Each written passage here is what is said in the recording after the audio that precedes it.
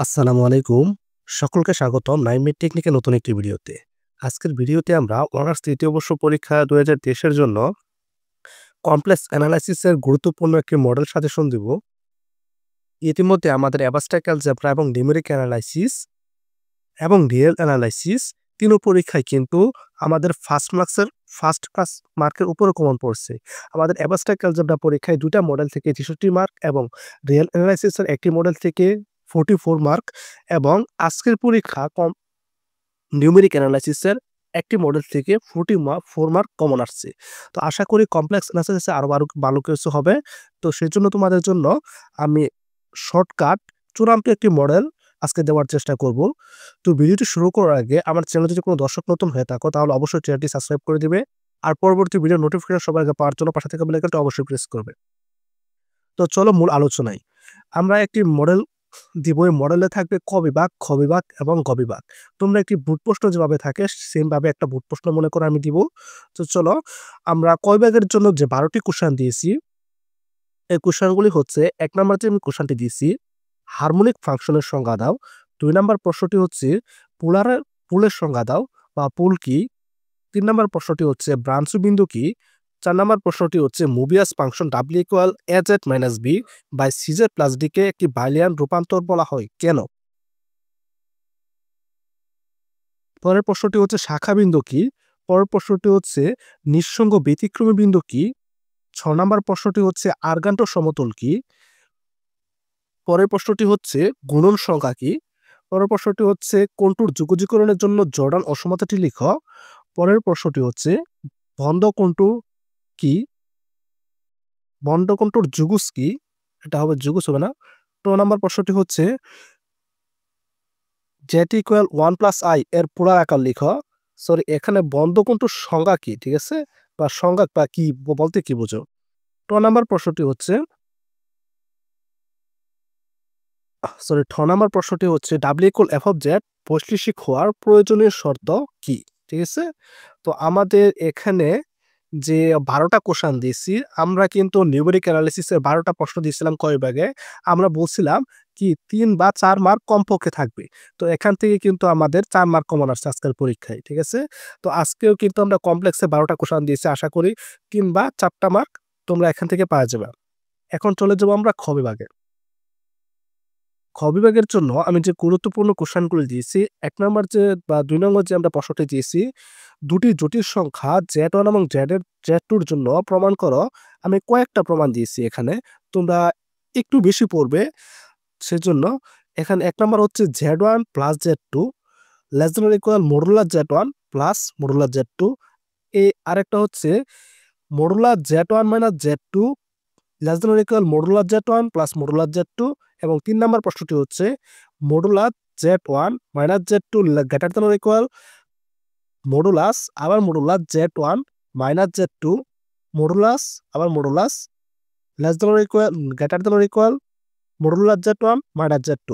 এখানে যে আমি তোমাদের জন্য যে ৩ টা কোশ্চেন দিয়েছি, ২ নংয়ের যে ৩ টা কোশ্চেন তোমরা দেখতে পাচ্ছ ১ নাম্বার, ২ নাম্বার, ৩ নাম্বার। এই ৩ টা কোশ্চেন থেকে তোমরা খ বিভাগে অথবা ঘ বিভাগে একটা থাকবে।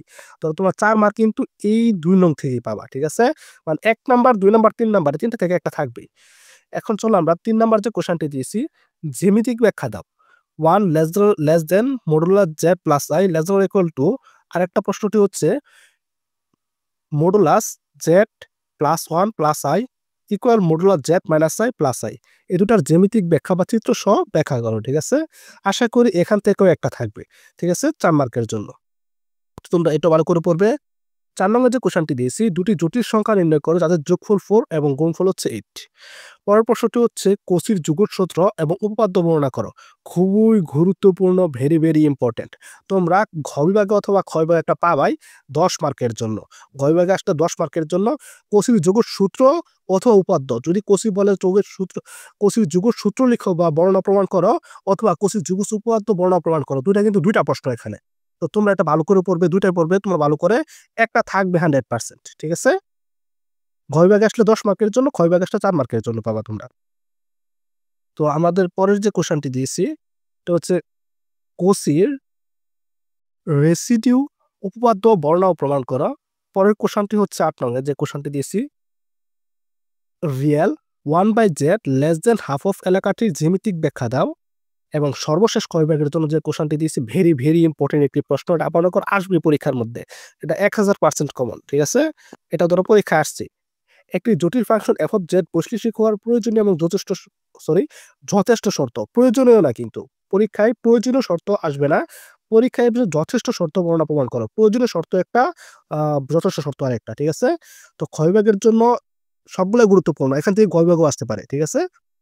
এখন চলে যাবো আমরা গয় ভাগে। গয় ভাগের জন্য যে গুরুত্বপূর্ণ প্রশ্ন দিয়েছি, ভেরি ভেরি ইম্পর্টেন্ট একটি প্রশ্ন, ভাইলিয়ান রূপান্তর সংজ্ঞা দাও। একটি ভাইলিয়ান রূপান্তর নির্ণয় করো যা modular Z less than or equal, এখানে 1 হবে মূলত, একক বৃত্তকে modular Z greater than equal 1 একক বৃত্তে রূপান্তর করে, ঠিক আছে? 11 নম্বর যে কোশ্চেনটি দিয়েছি, কনফর্মাল ম্যাপিং ব্যাখ্যা করো এবং W equal F of Z function conformal mapping হওয়ার শর্ত বর্ণনা প্রমাণ করো। আমাদের পরের প্রশ্নটি হচ্ছে 12 নম্বর যে লরেন্ট বিস্তার করো। এখানে লরেন্ট বিস্তারের কয়েকটা প্রশ্ন দিচ্ছি, এটা হচ্ছে তোমরা, আমাদের এখানে কোশ্চেনগুলো একটু বড় বড়, সেই জন্য আমি এখানে লিখতে সমস্যা হয়, সেই জন্য তোমাদের আমরা বোর্ড কোশ্চেনটা উল্লেখ করেছি। 2020 সালের 15 নংটা পড়বা লরেন্ট বিস্তারের, 2019-এর 6 নংটা, 2018-এর 5 নংটা, 2014 6 নংটা। এই যে আমরা 4টা কোশ্চেন দিয়েছি 12 নংয়ের, একটা তোমরা 10 মার্কের জন্য কমন পাবাই 100%, ঠিক আছে? এখানে 10 পাবাই তোমরা, ধরে নাও। তারপর আমরা যে কোশ্চেনটি দিয়েছি 14 number, W equal 2z plus 3 by হচ্ছে z মাইনাস 4 রূপান্তরটি X square plus Y square minus 4x equal 0 বৃত্তকে 4u প্লাস 3 সরলরেখায় পরিণত করে। পরে কি বলছি, প্রাপ্ত কার্ভটি বৃত্ত না হওয়ার কারণ ব্যাখ্যা করো, ঠিক আছে?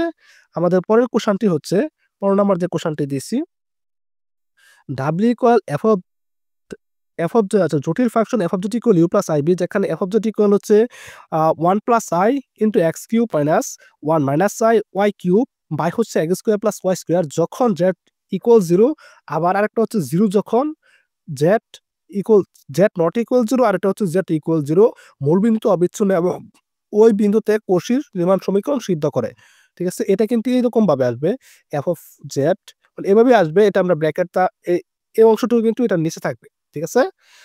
তো 16 নাম্বার যে কোশ্চেনটি দিয়েছি, রশির উপপাদ্য বর্ণনা প্রমাণ করো এবং এর সাথে তোমরা আরেকটা পড়বে 2019 সালের 9 নংটা পড়বে।